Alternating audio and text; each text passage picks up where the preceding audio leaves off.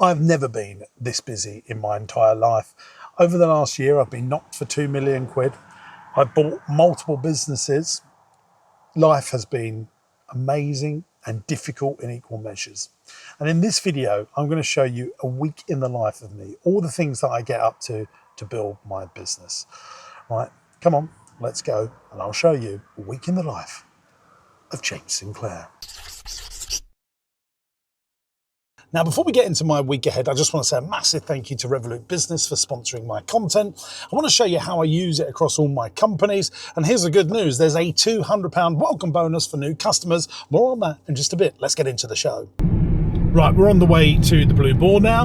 I'm doing a presentation for entrepreneurs and business owners. They're my accelerator members. These are high-driven entrepreneurs and business owners that want to get to the next level. I'm wearing my interaction livery today. See that? There it is. Yeah. This is our consultancy business that looks after all of this stuff. They're a great company. They've got some super talented people in that business. We're based on the Isle of Wight, plus based here in Essex. Then I'm going to be going to Marsh Farm to see what we're doing there, because we're doing lots of works, getting ready for Pumpkin Village, getting ready for Christmas, getting ready for next year. One of the things that I've been thinking about quite a lot recently is the actions we take now benefit us in 6 months' time. And that's what I'm going to be talking to my accelerator members about, because the procrastination of making a start causes big problems.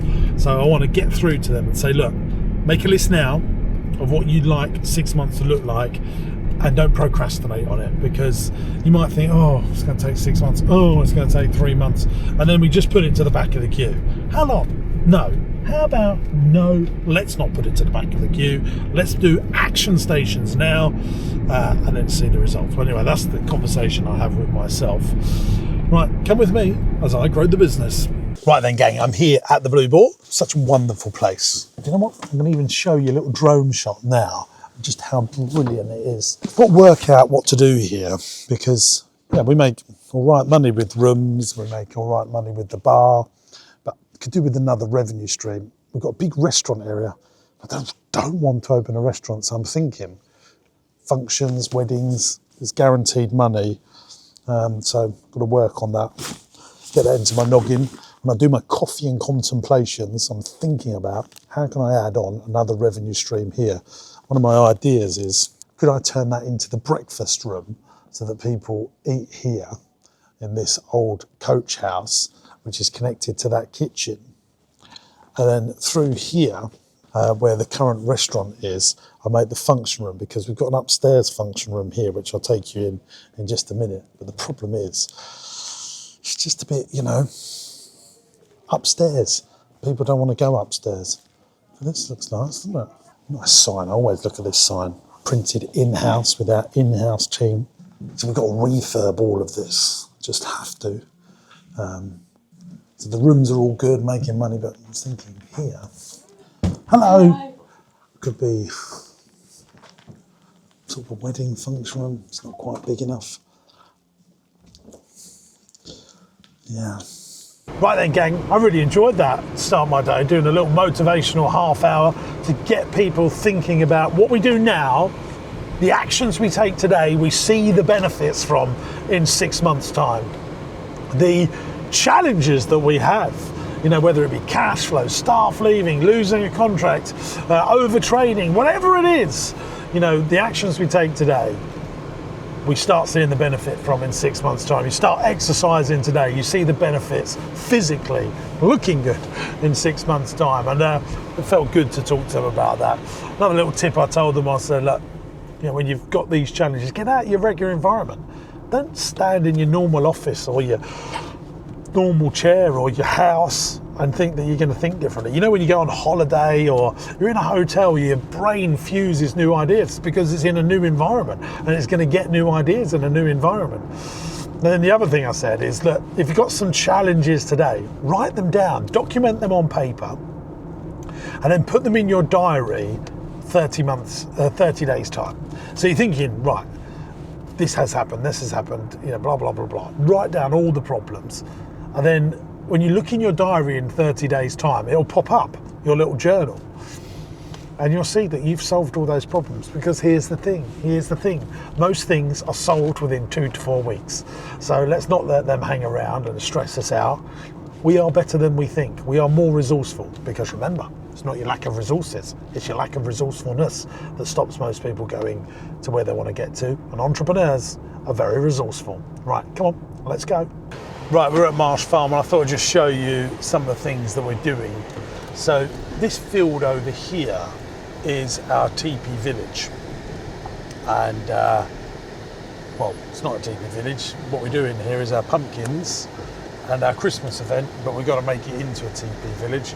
So we're going to move a big marquee over, and we've been doing a lot of moving to bring in Highland cows and a tractor ride. So you see that big marquee over there.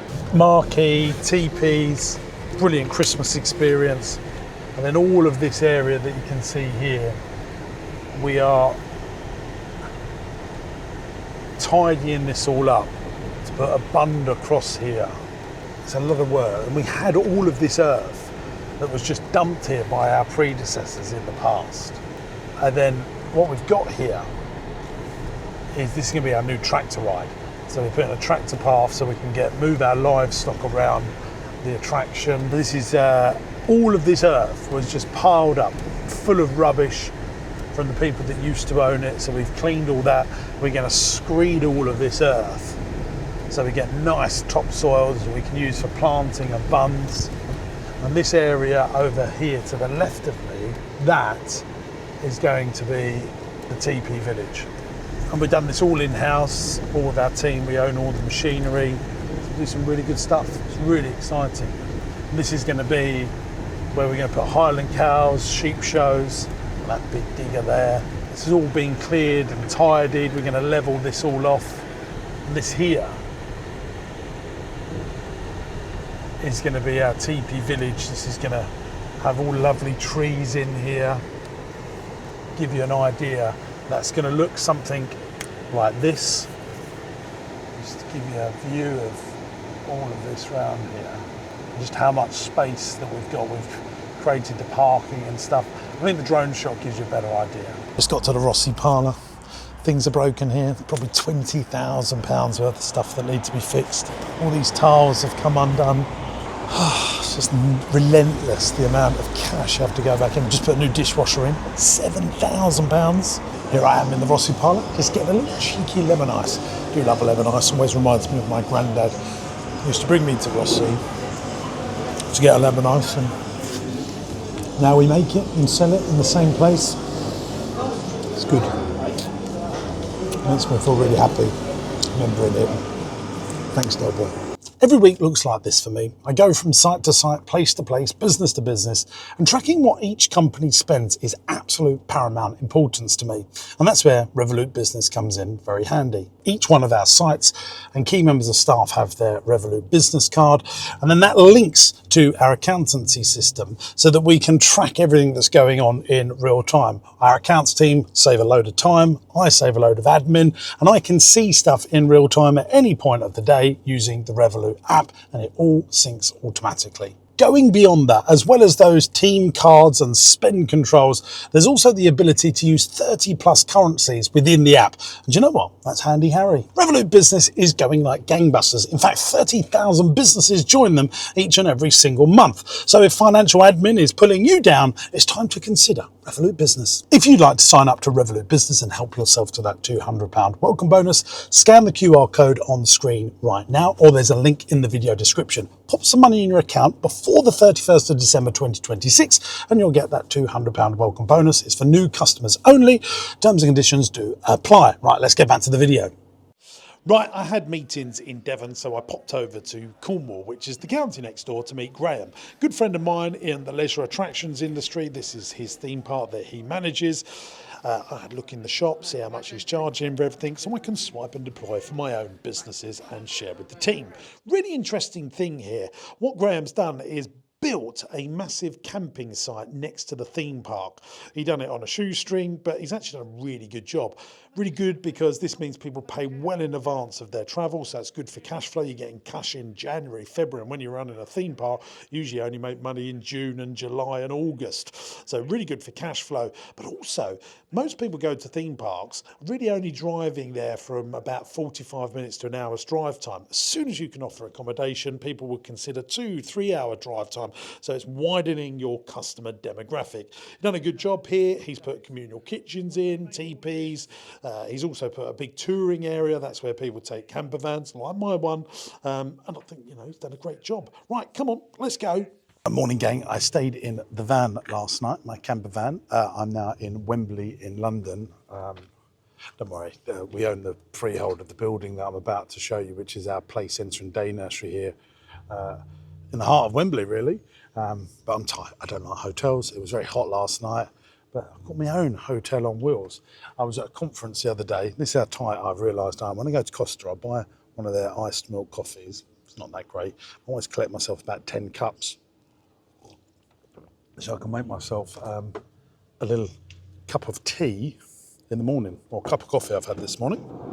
Right, today we're meeting other people from the industry to talk to them about their thoughts on what's going on. And this guy that I'm meeting today has bought lots of play centres, and I just want to talk to him about what he's up to, what his plans. He's bought an old cinema that he's going to convert into a play centre, and I think it's a good thing to do that. You see, I've been spouting that for a long time on all of my content. I think it's one of our secrets to success, as I find people that are doing what we're doing in the industry, and I force myself probably 15 meetings a year just to pick up stuff and share stuff both ways, because I think that massively helps.